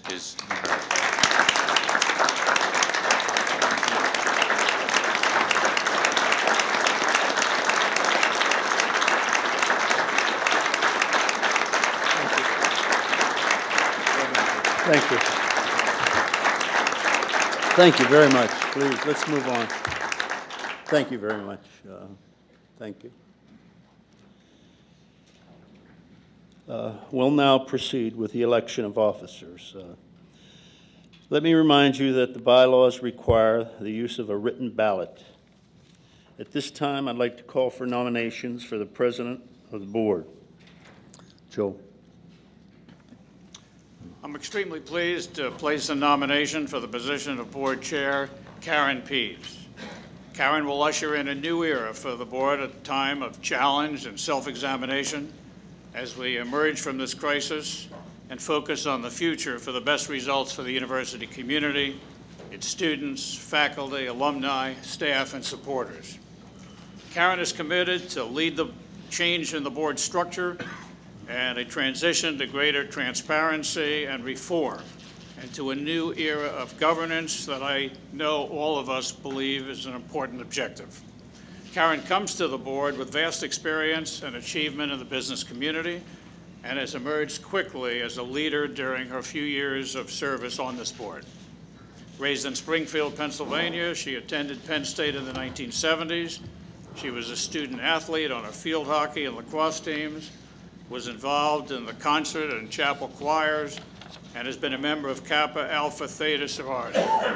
She met her husband, David, a landscape architect, while she was here as a student at Penn State. Her son attended Penn State, as did her father and her husband's parents and siblings. Karen has also served the university in fundraising and was recognized as an alumni fellow in 2008 and a distinguished alumni in 2010. She's a Penn Stater through and through, and accomplished in a way that will serve us well.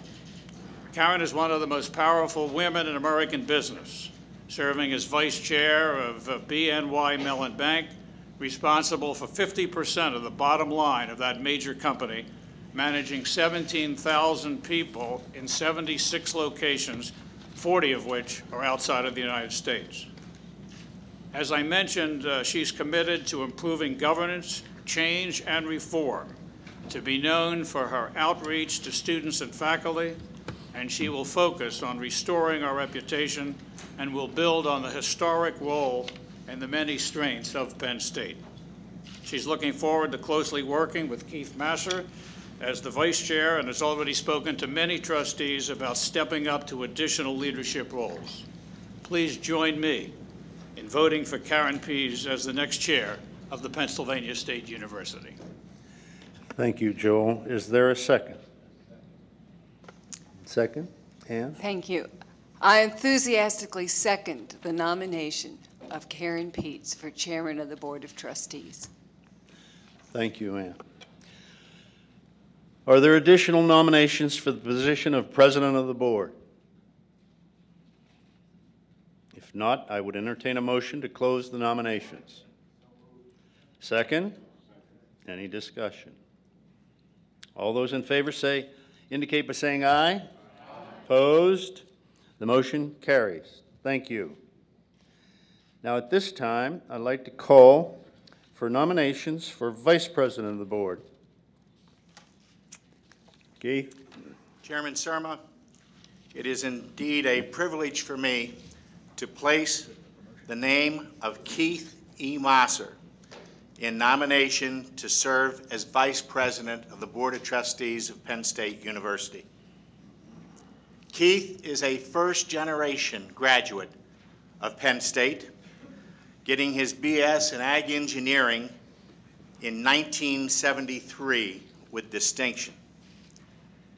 He also understands the mission and importance of the land-grant institution, Penn State.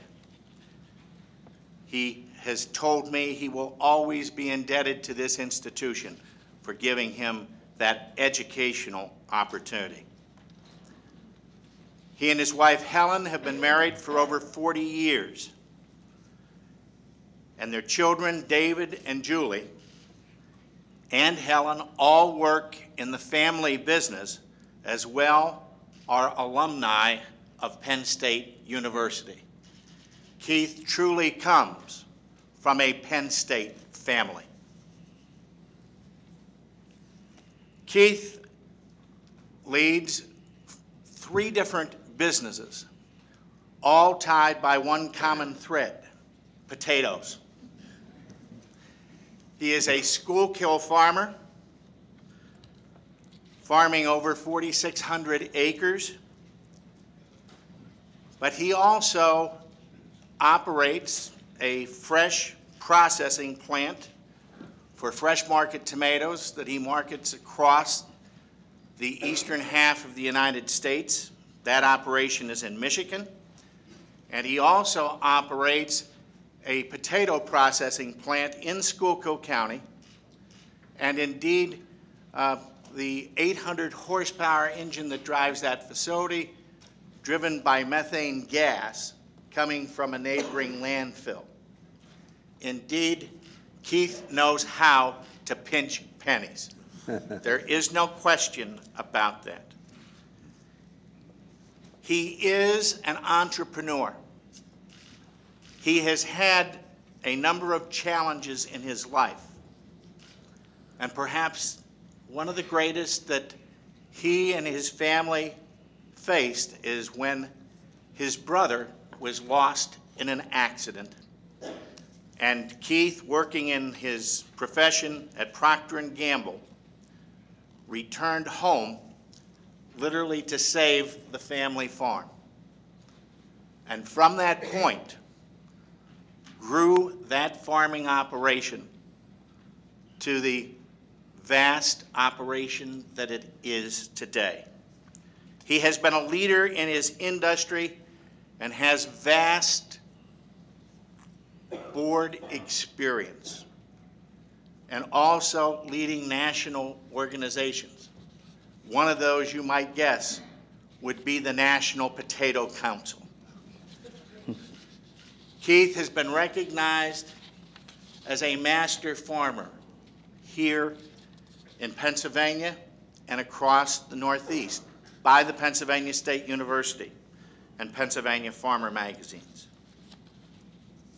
I believe that it's important to recognize that Keith, throughout his life, has been dedicated to excellence, and also dedicated, when he came here 4 years ago as a trustee, to continue to provide affordable education to the residents of Pennsylvania, advocating excellence in education, research, outreach, and athletics, and committed to Penn State maintaining its world-class status moving into the future. Keith has known challenge. He is a person of high integrity and energy whose work ethic is without limit. We will be very well served if indeed Keith is elected Vice President of the Board of Trustees of this university and provides the support that Karen Peets will need in her role as President of this board. Thank you very much, Keith. Is there a second? Second. Thank you. Are there additional nominations for the position of Vice President of the Board? Motion that nominations be closed. Second? Second. All those in favor indicate by saying aye. Aye. Opposed? Motion carries. Thank you.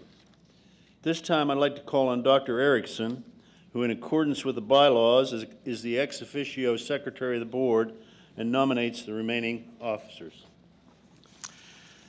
In accordance with the bylaws, I am ex officio Secretary of the Board. I'd like to place the following names in nomination for the remaining officers of the Board of Trustees.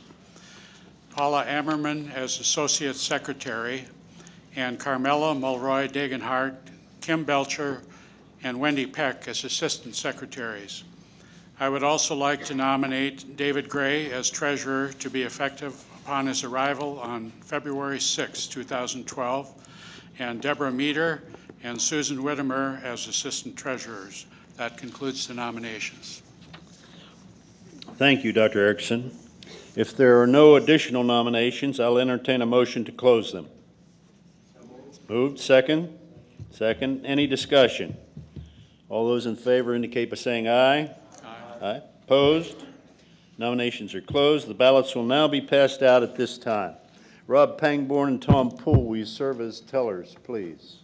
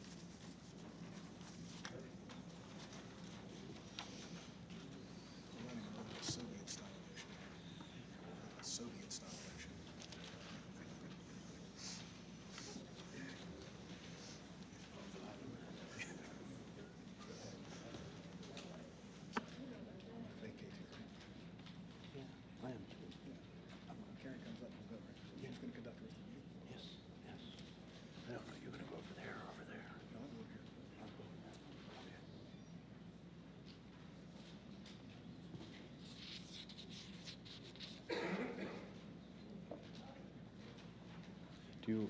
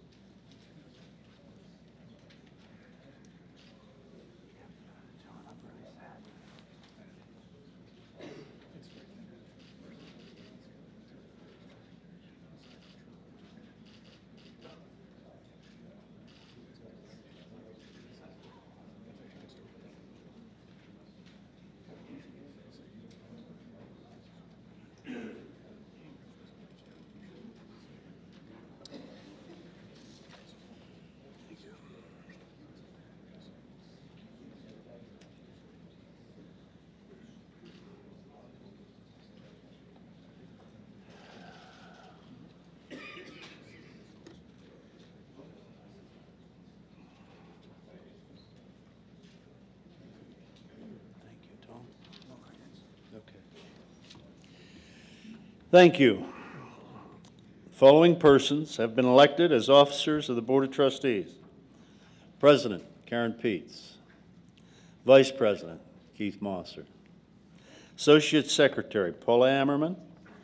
Assistant Secretaries, Carmela Degenhardt, Kim Belcher, and Wendy Peck. Treasurer, David Gray, effective February 6th. Assistant Treasurers, Deborah Meter and Sue Widener. Congratulations to each one of you.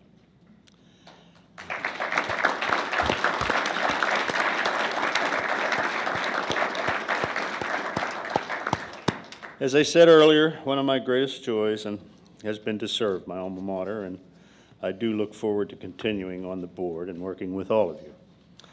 As my last official act as chair of this board, it gives me great pleasure to call forward the 26th chair of Penn State's Board of Trustees, Karen Peets. And Keith, would you join her up here, join her as well? Thank you both.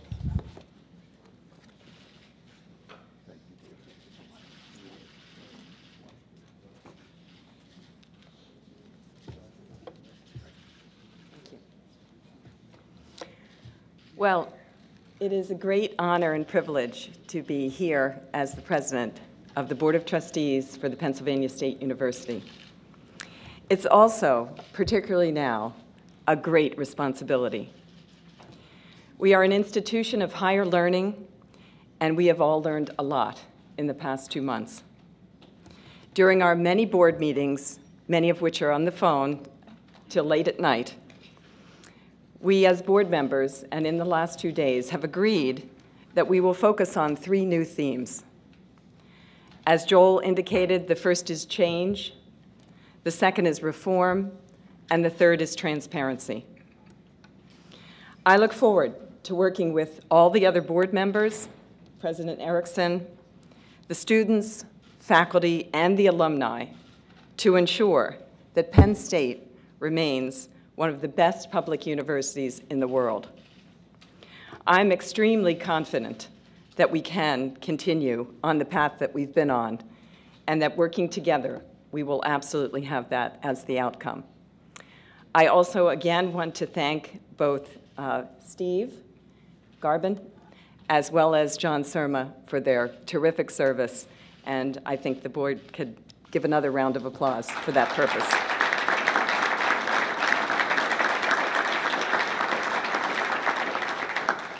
Thank you. So now I kind of take over in the responsibility immediately. So generally at this meeting, we have an agenda item that deals with the election of members of the executive committee. We've deferred this item, though, to the March meeting, and will bring forward a slate which is reflective of the elections today. So now we'll move on to the appointment of the members of the Hershey Medical Center. And included in your agenda is a resolution that is providing for the appointment of David Gray as a member of the Board of Directors of the Milton S. Hershey Medical Center. May I have a motion for approval for that? Second? Any discussion? All those in favor, please say aye. Aye. Anybody opposed? Okay, the motion is carried. We also included in your agenda a resolution providing for the election of David Gray and Rob Pangborn as directors of the Corporation for Penn State. May I have a motion for approval? Second? Any discussion? All those in favor, please say aye. Aye. Okay, opposed? The motion carried. Thank you all for your time and attention today. And on behalf of the Vice Chair, Keith Mosser, congratulations, Keith, and myself, we want to thank you for your support. And if there are any other matters to come before the body, if anybody would like to raise any issues. Okay, hearing none, I declare this meeting adjourned. Thank you very much. That was easy.